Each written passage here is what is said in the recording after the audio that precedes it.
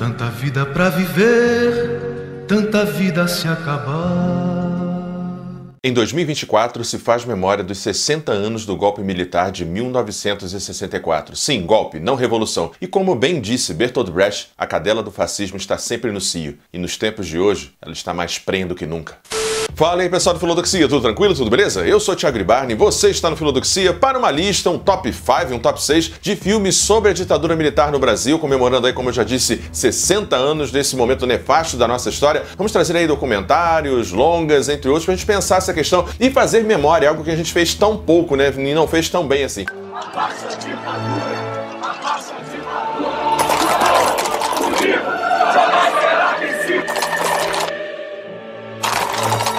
Traidor do Brasil! Traidor do Brasil!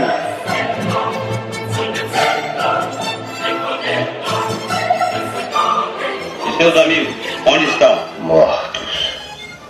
Todos mortos. Antes que mais um autocrata de merda tente chegar para nos dominar, deixa seu like maroto, se inscreva no canal, caso ainda não tenha se inscrito. Se você estiver assistindo essa prévia em qualquer outro lugar que não o canal, passa lá para prestigiar, beleza? Então agora sim, bora começar! Bom, para começar o nosso papo 2024, né, desde os anos 2017 para cá, a extrema-direita sobretudo, mas você tem também, por exemplo, Nicolás Maduro nas autocracias, as democracias estão morrendo por dentro, né, por vias democráticas, então você tem aí, como eu disse, Nicolás Maduro, Viktor Orbán, o próprio Netanyahu mais a extrema-direita lá em Israel, por vias democráticas, mas também a extrema-direita. Tem o Trump, que tentou também lá o Capitólio, Bolsonaro aqui no Brasil e tantos outros nesse contexto, sobretudo nesse momento agora, mais a extrema-direita, mais fascistas e tal. Tem um eco, né, muito grande de uma resolução mal resolvida das autocracias, das ditaduras, dos nazifascismos lá da década de 50, 30 e etc., ecoando até hoje. E muito desse contexto é porque a gente não fez muito bem memória aqui no Brasil, né? A gente passou pela Comissão da Verdade, tem um apagamento, tem uma certa intenção de reconciliação, anistia com os militares e tal. Então isso é ruim pra gente fazer uma boa e uma devida memória desse período tão nefasto, tão sombrio, que outro dia, 8 de janeiro, foi tentado novamente. A gente já tem minuta do golpe, já tem os militares falando aqui no Brasil, Bolsonaro, parte dos militares, então foi sim uma tentativa de golpe, não tem como negar ou recusar os fatos, quer dizer, pra quem é são das ideias e não tá dentro da seita, dentro da lavagem da bolha também digital e tudo mais. Então a gente teve isso outro dia, então pensar esses filmes, pensar essas obras audiovisuais, acho que ajuda a gente a elaborar um pouco e ver como nós retratamos e pensamos essas questões no audiovisual. Então, bora lá para as menções honrosas. Bom, eu tentei aqui, editor, não fazer muito longo, tá? São mais ou menos 6 filmes aí, um para cada década aí, e eu vou precisar da ajuda do meu celular, então, editor, lá vem ele aí. Opa! Editor gosta, né? Eu não suporto mais. Eu cheguei no limite.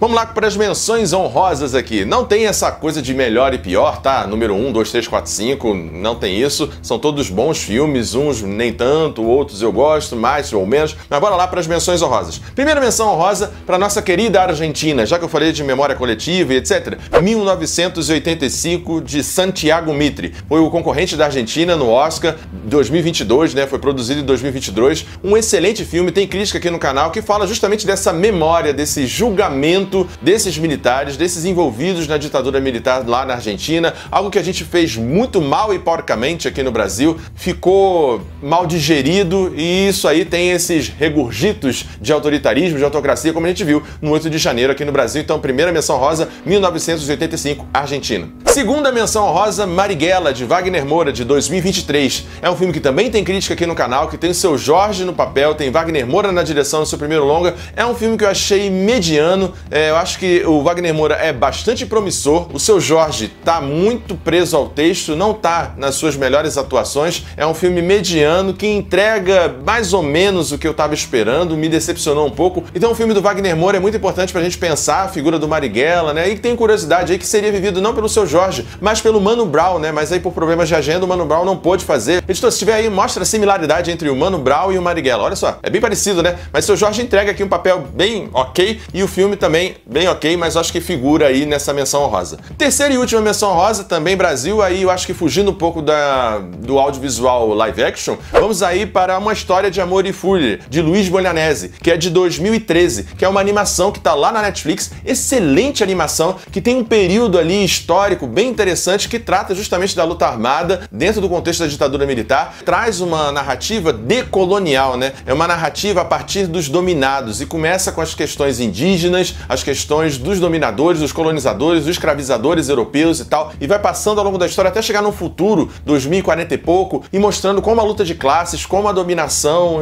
passando pela ditadura, de alguma forma faz parte da nossa história enquanto nação. Excelente animação, Uma História de Amor e Fúria, dá uma olhada lá na Netflix. Bom, e agora sim, o nosso top 6 de filmes sobre ditadura, para além das menções honrosas. Vamos começar aí com o Zuzu Anjo, de 2006. Aliás, o ano de 2006, foi bem forte nesse sentido. Direção de Sérgio Rezende. Zuzu Anjo, pra mim, é um filme que é muito romanceado, né? Patrícia Pilar tá bem no papel, mas é um filme, assim, que faltou um pouco de vísceras, sabe? Eu acho que falta um pouco mais de política e um tom menos novelesco. Mas mesmo assim, é um dos filmes, se não o filme feminino aqui da lista. É estranho, eu fui pesquisar e tem pouco filme sobre as mães, sobre as mulheres, sobre a luta, sobre o feminino dentro do contexto da ditadura militar no Brasil. Isso me soou bem estranho. Tem mais em documentários, em entrevistas e tal, mas no audiovisual eu achei bem pouco. Se você conhece algum, deixa aí nos comentários. Então aí, em sexto, primeiro, de baixo pra cima, Zuzu Anjo, de 2006. E continuando a nossa lista, vamos para Anos Rebeldes, a aclamada série baseada no livro homônimo de Gilberto Braga, com a direção geral de Denis Carvalho,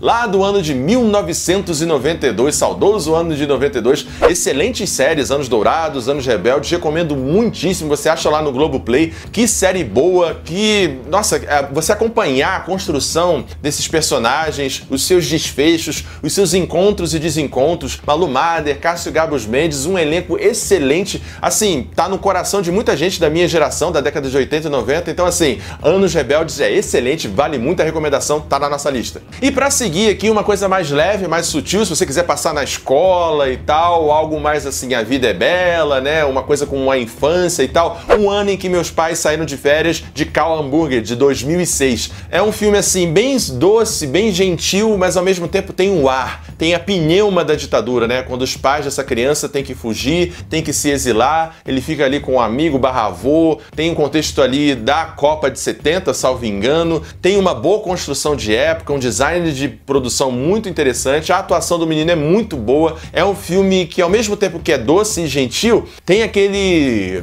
frescor, ou melhor, tem aquela sombra do medo e do horror a todo tempo, a toda hora. Então o ano que meus pais saíram de férias também tá nessa lista. E pra terminar, o top 3, vamos fechando aí com Batismo de Sangue, também de 2006, de Elvico Raton, também baseado aí em livro, só que aqui o livro de Frei Beto. Então tem uma questão aqui que é interessante, que é a participação, né, de parte da Igreja Católica na contra-revolução, como diriam os militares, né, ou na revolução.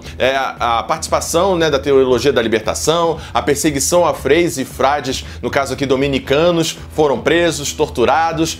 A maior parcela da igreja, né, do empresariado e etc. foi cooptada e se beneficiou da ditadura civil-militar no Brasil, mas você tem sim dentro desse filme essa perspectiva dos religiosos no contexto da ditadura. Então aí nossa recomendação de Batismo de Sangue 2006. E se encaminhando para o final, O Que Isso, Companheiro, também baseado no livro homônimo de Fernando Gabeira, um excelente filme assim, também tem um pouco de romance, teve um pouco de polêmica na época, que os outros membros ali do movimento revolucionário dizem que o Gabeira puxou sardinha pra si, mas tudo bem. O livro é muito bom, muito interessante. Acho que também o filme, ele faz jus ao livro. É um filme tenso, potente, poderoso. Foi o candidato do Brasil ao Oscar em 1997. O filme tem a direção de Bruno Barreto e é um filme muito bom que retrata com um nível de ação, de drama e de historicidade muito bons assim. Então assim, Que Isso, Companheiro, tá no topo da lista. E pra fechar, um documentário, O Dia que Durou 21 Anos, do diretor Camilo Tavares, né, de 2016, com a abertura dos documentos, né, da CIA dos Estados Unidos, se comprova a participação e a influência direta dos Estados Unidos na ditadura militar no Brasil e em outros lugares do mundo também, apoiando regimes que tinham ou conciliavam com o interesse do tio Sam, né, o Lyndon Johnson. Um documentário muito bom, muito poderoso, que deixa sem sombra de dúvidas a influência desse grande irmão no seu quintal que é a América Latina, ajudando com técnicas de tortura, armamento e etc. etc. Os Estados Unidos gostam de fazer isso, né? Guerras e ditaduras, quando convém, lucra muito, tem o PIB, influencia na economia positivamente as guerras, e aí quando o negócio começa a pegar, ficar muito estranho, eles fingem que sai, inclusive com a anuência do presidente Kennedy, que foi baleado, morto, que entrou pra história aí como um bom vivão, um bom mocismo, ele que ajudou também aqui na ditadura no Brasil, esse safado, esse filho da mãe, junto com Lyndon Johnson e o governo americano. Então aí, em primeiro lugar, o dia que durou 21 anos e a influência americana aqui no Brasil. Inclusive teve também na Lava Jato e etc, né? A gente sabe, né? Enfim. Bom, pessoal, essa foi a nossa lista em memória da ditadura militar. Então aqui, minha solidariedade a todos aqueles que pereceram, que caíram durante a ditadura militar, os parentes vivos que estão ainda lutando por direitos, memórias, e assim, essa lista aqui visa de alguma forma relembrar a partir do audiovisual esse período nefasto, sombrio da história do nosso país, que ainda insiste em encontrar ecos, tanto entre os militares, quanto os empresários, quanto o jornalismo, inclusive eventualmente em nós mesmos, nossos vizinhos, nossos parentes, querendo ditadura militar, querendo intervenção com Bolsonaro no poder e etc. Então fazer memória, eventualmente através do audiovisual, da literatura e etc., pode ajudar a gente a evitar essas questões e não cair em falsas narrativas, em marxismo, guerra cultural e etc. Então essa foi a nossa lista. E se você lembrar de algum outro filme, alguma outra obra que eu não tenha citado aqui, deixa nos comentários, beleza, pessoal? Bom, é isso, pessoal. Espero que você tenha gostado desse vídeo. Não esquece de deixar seu like, se inscrever no canal, caso ainda não tenha se inscrito, e até a próxima, pessoal. Tchau, tchau. Valeu. Lute pela democracia. Ajude o Filodoxia a continuar crescendo. Essa é a nossa chave Pix. Considere o clube de membros e muito obrigado por apoiar o canal. Sem você, ele não seria possível. Muito obrigado sempre.